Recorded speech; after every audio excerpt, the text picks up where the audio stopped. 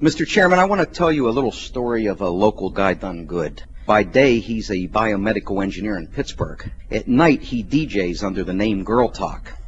His shtick, as the Chicago Tribune wrote about him, is, quote, based on the notion that some sampling of copyrighted material, especially when manipulated and recontextualized into a new art form, is legit and deserves to be heard.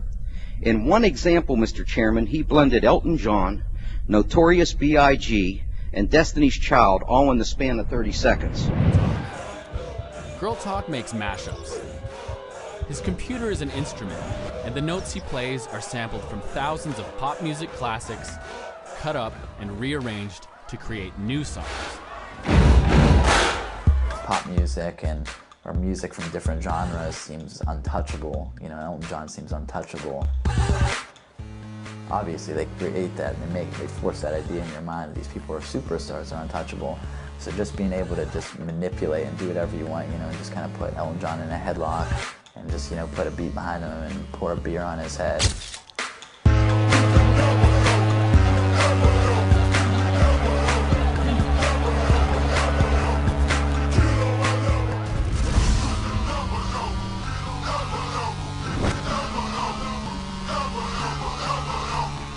This movie is about a war. A war over ideas. The battleground is the internet. And I take that personally, because I was born at the exact same time as the internet. I was born on a small island off the west coast of Canada. My parents were trying to get away from the world, but like all kids, I wanted the opposite. I wanted to connect back.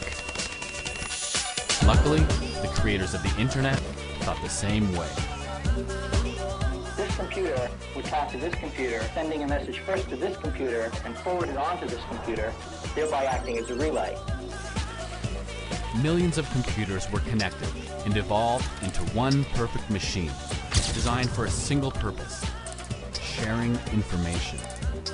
The internet allowed me to connect from my island to the world, to communicate ideas with millions of others, and a media-literate generation emerged, able to download the world's culture and transform it into something different. And we called our new language remix. Funny things, political things, new things were all uploaded back to the net. The creative process became more important than the product, because consumers were now creators, making the folk art of the future.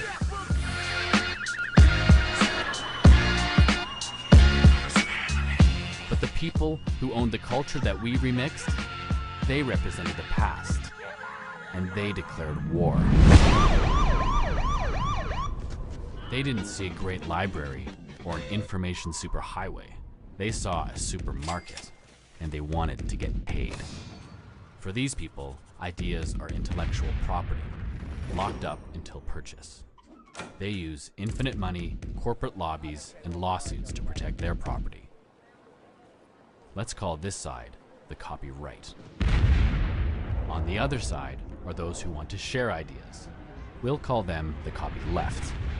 These people believe that the public domain must be protected to ensure the free exchange of ideas and the future of art and culture.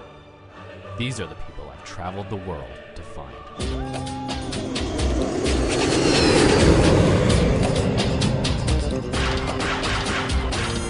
Together we've drafted a manifesto, and it goes like this.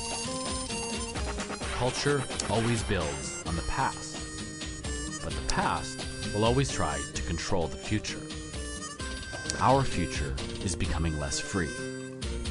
And to build free societies, we need to limit the control of the past. What these kids are doing on this dance floor is unraveling that control. The future and the past are dueling it out right here, and whoever wins gets to decide if ideas will be determined by the public domain or private corporations in science, industry, medicine, our entire culture. But let's start with everyone's favorite battle: music.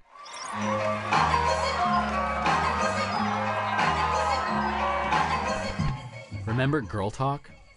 He knows a lot about intellectual property, because by day, he's an engineer who samples biological data. By night, he tests how people's biology reacts to his musical data.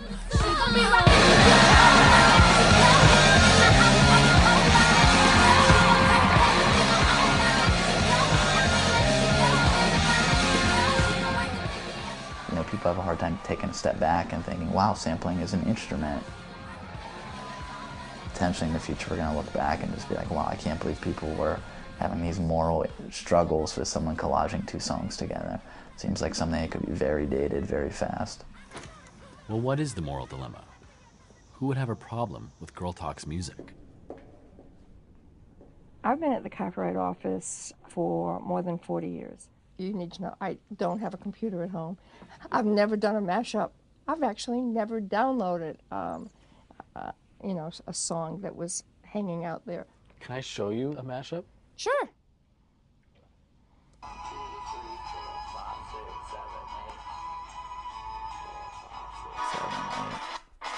So I'll just grab any one of those, paste that into a new window. Elvis Costello radio. So if I just highlight the first kind of percussion hit, so if I put 0.25 seconds of it there, then paste 0.125 seconds of it, which is half of that, and paste a 0.25 seconds again. So this is 1 second now, and this should be on a rhythm. Put in 0.125 seconds of silence, put it twice, so it's 0.25 seconds of silence, and paste the 0.25 seconds again. Oh my God. Paste the 0.125 seconds. This is a lot of copyright infringement. So Well, this is 1 second no, I'm now. just amazed at what he's doing. So I'm just taking his notes and rearranging them. I'll put in the minimal version.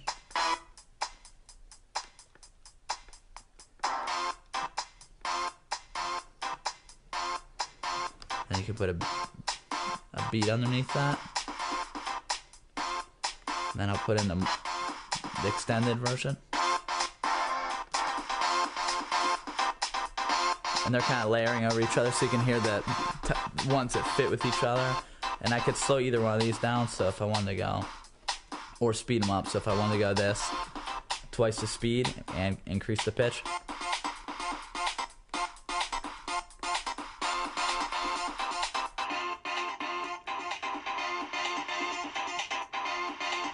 So none of it is his. He's just rearranging other stuff.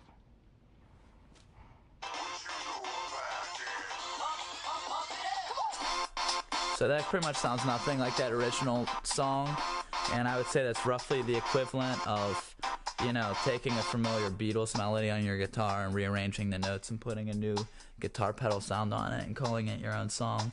It's taking something that was and turning it into something that it wasn't. There's a gazillion copyright questions that it'd be a great exam question for a copyright law class. The answer will always be, it depends, and in part it depends on whose it is and how upset they are. Wouldn't there be something to be said that his creativity is being limited? No. No? His creativity isn't. You can't argue your creativity when it's based on other people's stuff. Well, why not? Girl Talk's music is obviously creative. Remember the Manifesto? Culture always builds on the past. And it didn't start with Girl Talk. He isn't the first artist to make new music from old songs.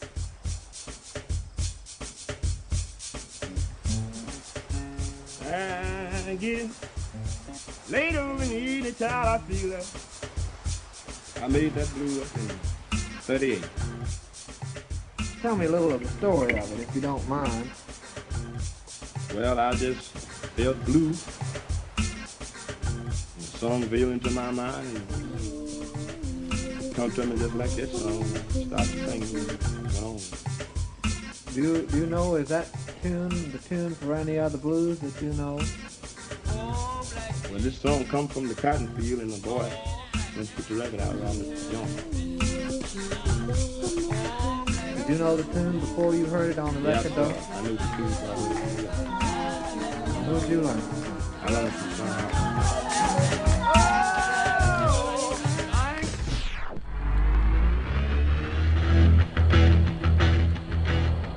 So right now I'm going to introduce the loop from the Led Zeppelin song, Whole Lotta Love, and I'm going to have kind of an A-B comparison between that riff and the riff from Muddy Waters, You Need Love. Way down inside. Baby, way down inside. Woman, you need love. I know you need love. You just gotta have some love. This may be my last time. This may be my last time, children.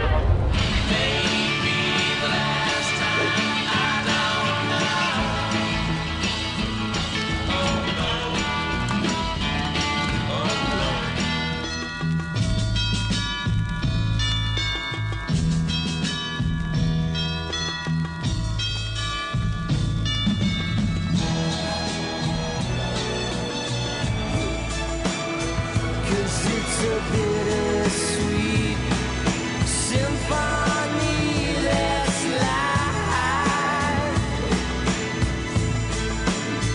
Trying to make ends meet. You're a slave to money, then you die.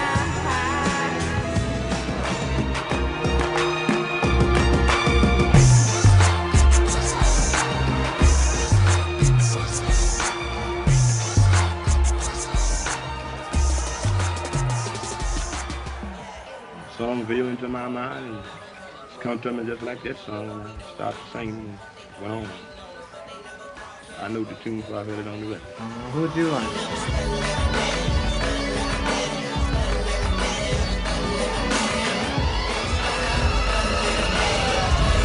So if artists build on the work that came before them, then a healthy public domain is essential to creativity. Because in the public domain, we can freely build on earlier works. It's part of evolution. Think Mozart, Shakespeare, or Thomas Edison. But these days, the public domain isn't so healthy. Let's play the game again. See if you can sing the lyrics to this next song, written in 1893 and still not in the public domain.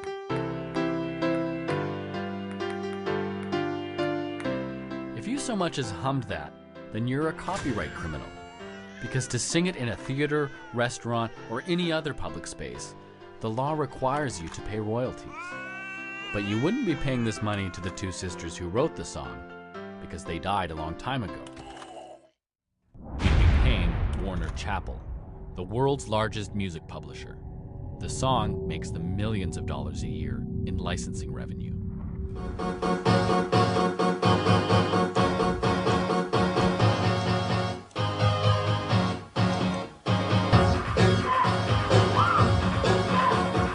This is the typical setup I use live where, it's just hours and hours of cutting, trial and error, and then, once I'm actually playing stuff I've already worked out, these are kind of songs in my head where I already, I just know I have to mute and unmute on the right time, and I just, have to kind of go. So this is kind of just, a simple drum beat that's really familiar. I'm going to put a cameo drum beat over top of this. So there's two drum beats playing right now. Beat A. Beat B. You can put them together. And then I sampled AC/DC, Money Talks, and you can just lay that over top.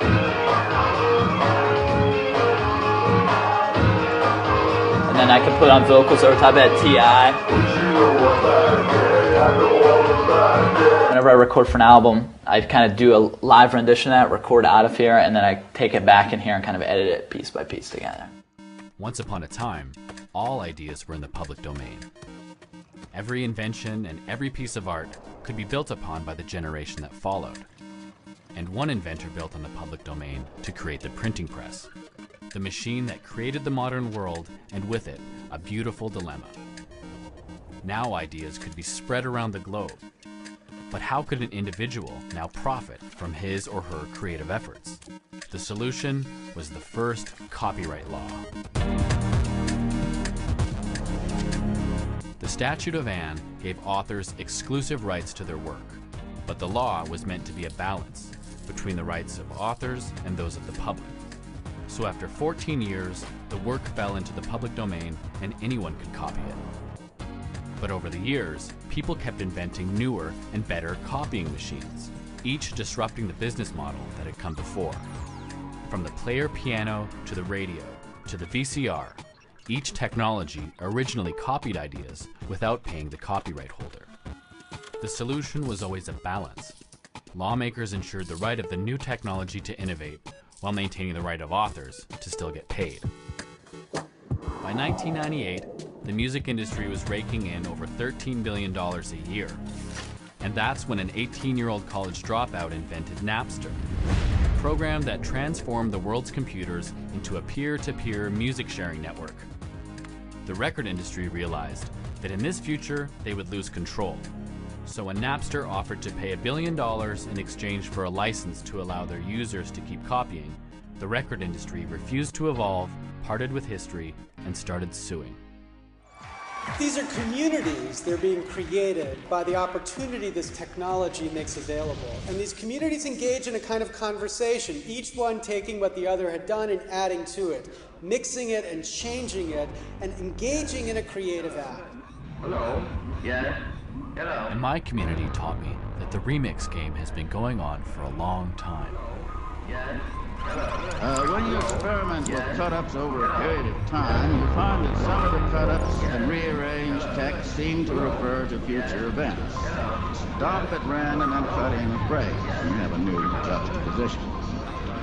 Now, of course, this procedure on the tape recorder produces new words by all their juxtaposition.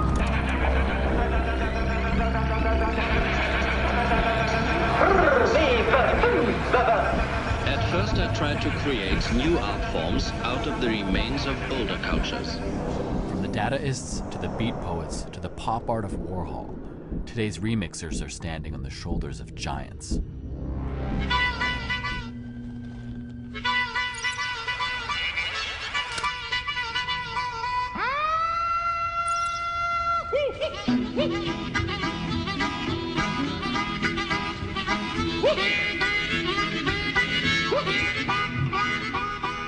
The importance of this remix has nothing to do with the technique that each of these videos demonstrates. The importance is that this technique has now been democratized. This remix gives anyone with access to a $1,500 computer the power to say things differently. Imagine yourself heaven.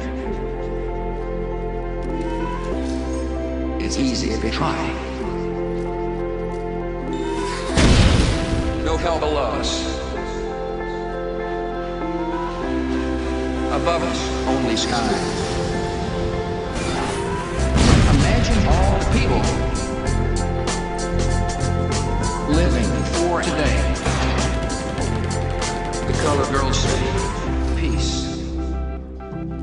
This is writing in the 21st century. It is literacy for a new generation. It is building a different democracy. It is building a different culture, where people participate in the creation and the recreation of the culture around us, a form of culture that has existed from the beginning of human society all the way through the present, except for one century, the 20th century. Everyone's just going to keep getting more and more extreme with protecting their own ideas. And, you know, I think eventually everyone's going to realize that it's beneficial to share ideas. Well, that's the hope. Although the past is doing a pretty good job of controlling the future. But remixers are fighting back. In 2007, the business model of music was completely rewritten. Radiohead, the biggest band in the world, left the record label EMI to release their next album on the internet. And they let their fans decide how much to pay for it.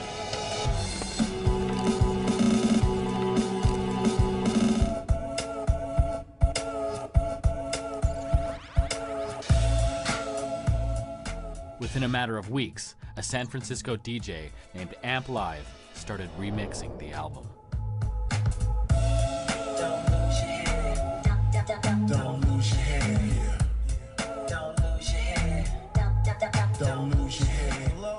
moment he put the songs on his website, Amp Live got a cease and desist letter threatening a lawsuit. In Rainbows is one of the top Radiohead albums. I'm a big Radiohead fan, and it was all done in celebration. Maybe it's not even Radiohead, you know what I'm saying? Maybe it's some company that's involved with them that's mad because they put their music out free, being innovative, and the company's not making money right now. Radiohead didn't send that letter. It was the company they sold their publishing rights to, Warner Chappell, the same people who own Happy Birthday. But Radiohead was now independent, and they called the shots. They told Warner to back off. Big thanks to all the people who are sending in those YouTube clips. I love Radiohead! No, I love Radiohead more! I love Radiohead!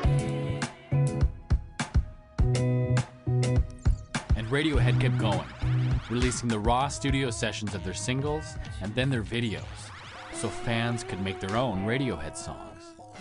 And just like that, the wall fell down between musicians, remixers, and fans.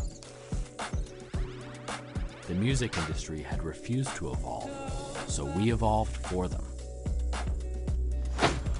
Hello, my name is Greg Gillis in this cubicle, and outside of here, everyone knows me as Girl Talk. It is Friday, and I'll be leaving in a few minutes to play in front of 400 kids who like my sample-based collage music. It's Friday night, and we're going to see Girl Talk. Show these titans, these music titans, these big ass companies, show them where the real power lies at, man. It lies with us. Don't buy that shit. I know there's a lot of cameras in the audience. The shit is not about me. It's about all of us because we're the same motherfucking person. Yeah! Pull your goddamn self. Yeah! They're all the same.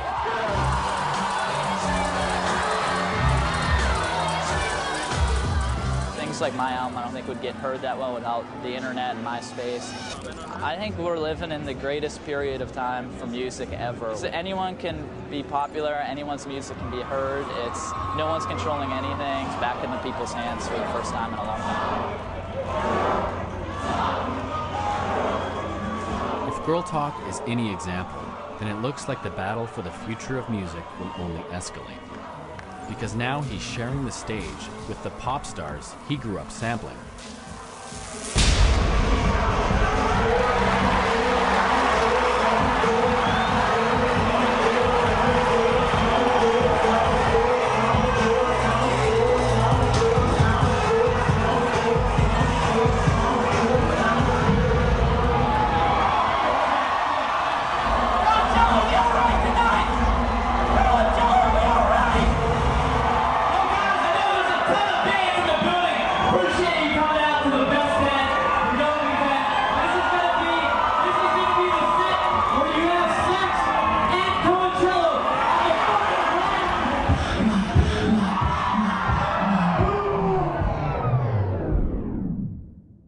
Sorry, I'd love to keep playing this music, but I can't. My fair use argument has expired. Remember the fair use game? The reason I get to play illegal mashup music is because I'm invoking free speech to make a comment, but I've already made my points about this music, so I can't legally justify showing any more.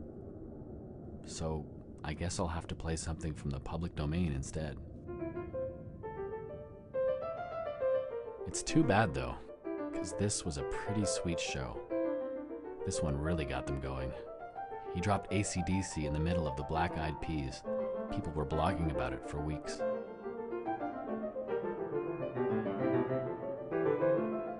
Look, there's Paris. It's official. Copyright infringement is hot.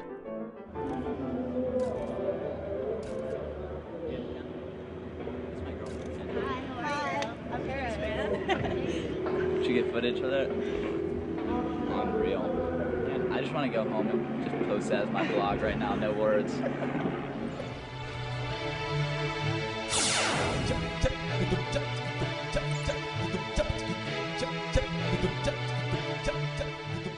Listen to this latest remix of our favorite bittersweet song.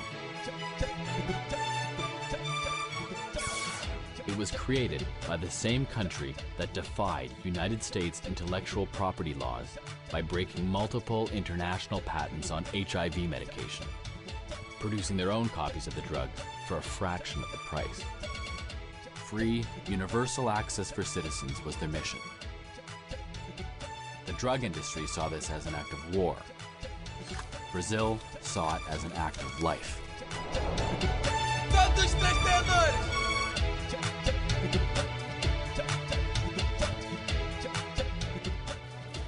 Brazil is fighting for access to drugs to fight AIDS for all its people. This policy has resulted in controversy at international forums. So we've put our case to the world, and we fought for it. Remixing the art, science, and knowledge of the world's culture is second nature to Brazilians, and now it's government policy.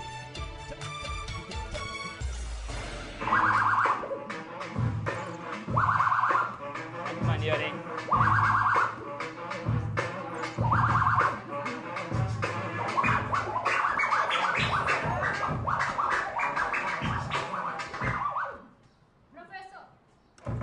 Muito bom, hein? Tá fechado, tá fechado. Lawrence Lessig traveled to Brazil in 2004 for inspiration and imagined an alternative global copyright system, Creative Commons. Creative Commons was born to set culture free.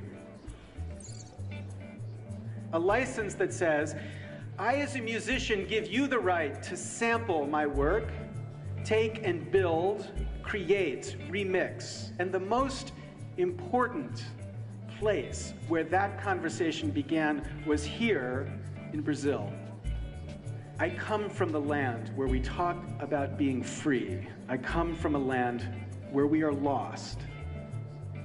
You are our brother in this debate, and you must remind us of what we have lost. Lessig found an ally in Gilberto Gil, one of the country's most famous musicians, who was also the Minister of Culture. He's devoted his entire life to creating a society based on sharing.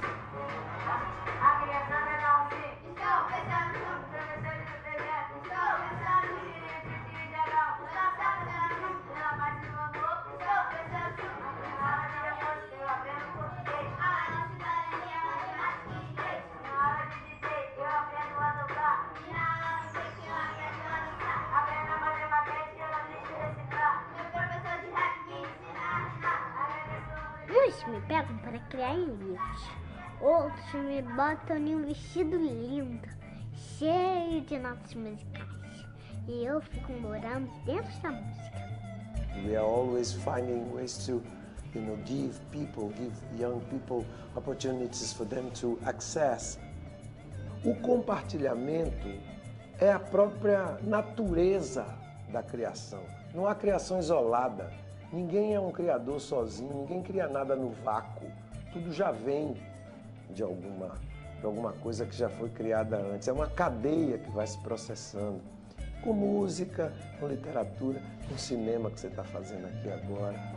Quantos antes tiveram que botar uma câmera na mão para fazer o que você está fazendo agora? Olá, eu sou o Marcos.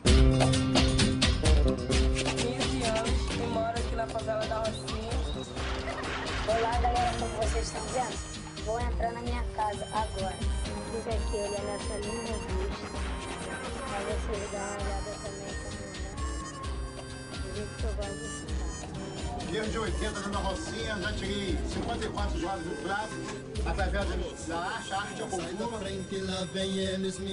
The modern sound of Rio is called baile funk, a music created in the city's favelas using samples from around the world. You can listen to this music in two ways. You can count the samples and calculate how much these kids might owe to American corporations. Or you can marvel at a new art form being created based on the universal language of remix in one of the poorest neighborhoods in the world. Agora eu vou zoar.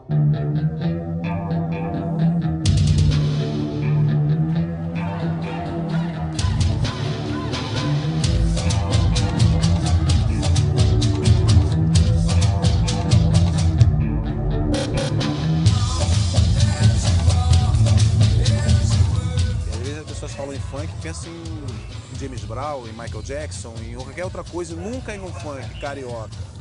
Porque a música foi se transformando, o que ficou foi o nome.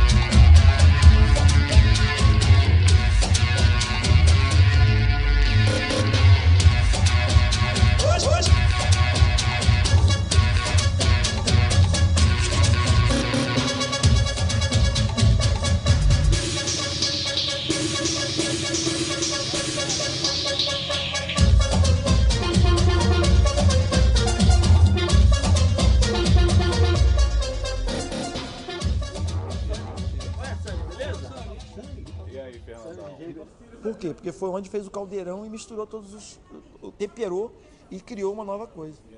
Bossa nova, seja do axé, seja da música baiana, seja do funk, que é a atual música eletrônica brasileira, ela também é espelho da cultura desenvolvida no Brasil de mistura. O que é a novidade? É exatamente você misturar essas coisas que foram feitas. Isso é o futuro da música e da raça humana, cada vez mais. From a remixer's point of view, Brazil is leading us into the digital age. Here's a country fighting to overcome a legacy of violence, corruption, and inequality through innovation based on universal access to human knowledge and the freedom to build with it, with a balanced view of intellectual property and its relation to the public domain.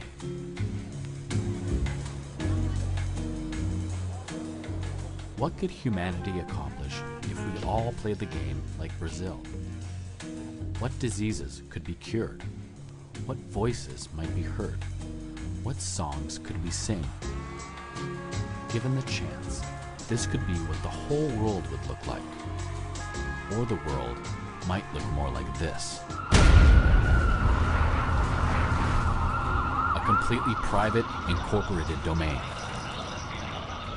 A world where in order to create, you need to beg permission from those who were powerful enough to lock up the ideas from the last century.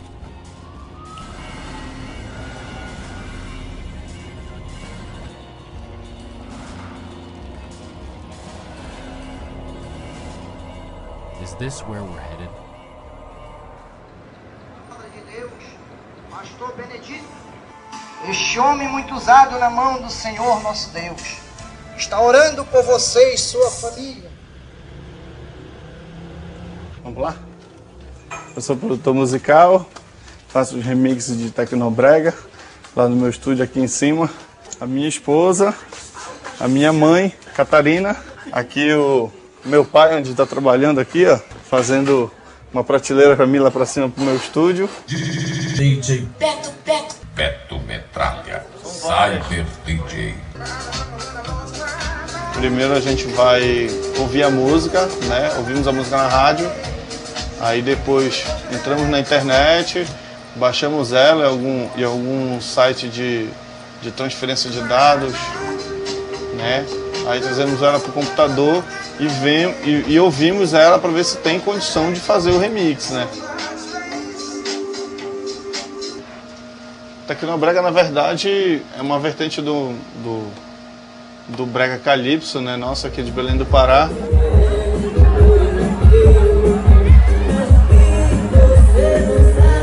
O Tecnobrega nada mais é do que a retirada dos instrumentos acústicos. É totalmente eletrônico. Por exemplo, eu sou um produtor musical, mas eu não sou músico.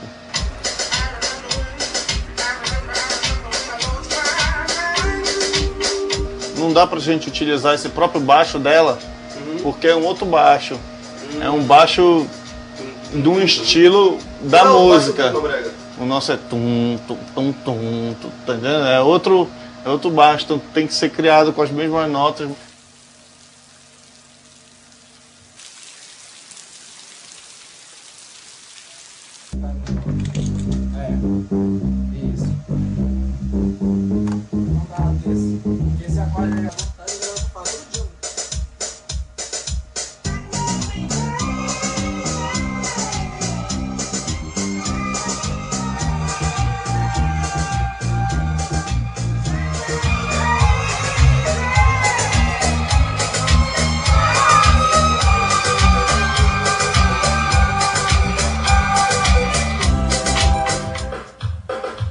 This is getting me really pumped. This is a Gnarls Barkley Crazy remix from these Brazilian people.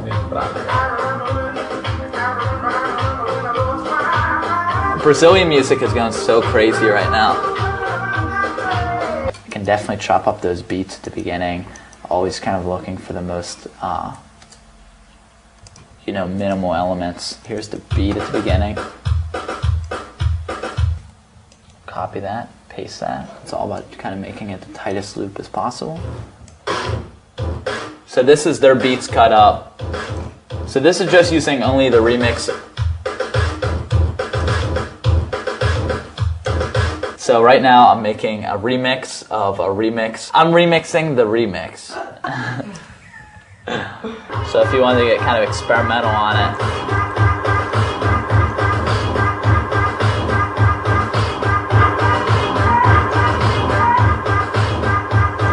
I think it goes back to the whole folk culture thing when, remixing a Brazilian remix of an American song, it's the idea of passing these ideas down, and Gnarls Barkley had a specific story to tell, and they passed it along, and the Brazilians reinterpreted it, added their own beat, added their own flavor.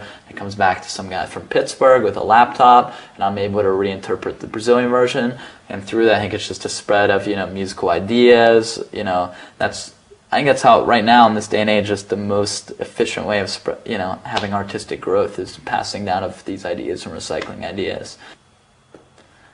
So I can chop this up a little more. Alright, so here's the chorus part. Let me put that in here. So just that 1 second.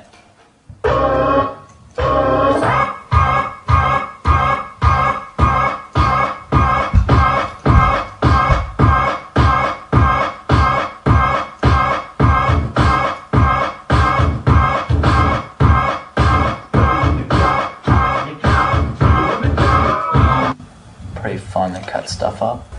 I'll be very angry and possibly litigious if anyone out there takes this interview right here and remix it.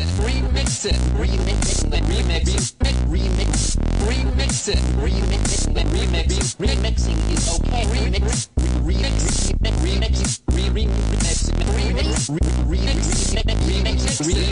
with some great dance beat.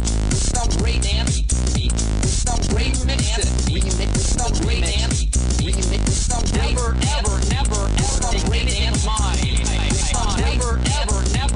take anything of mine and remix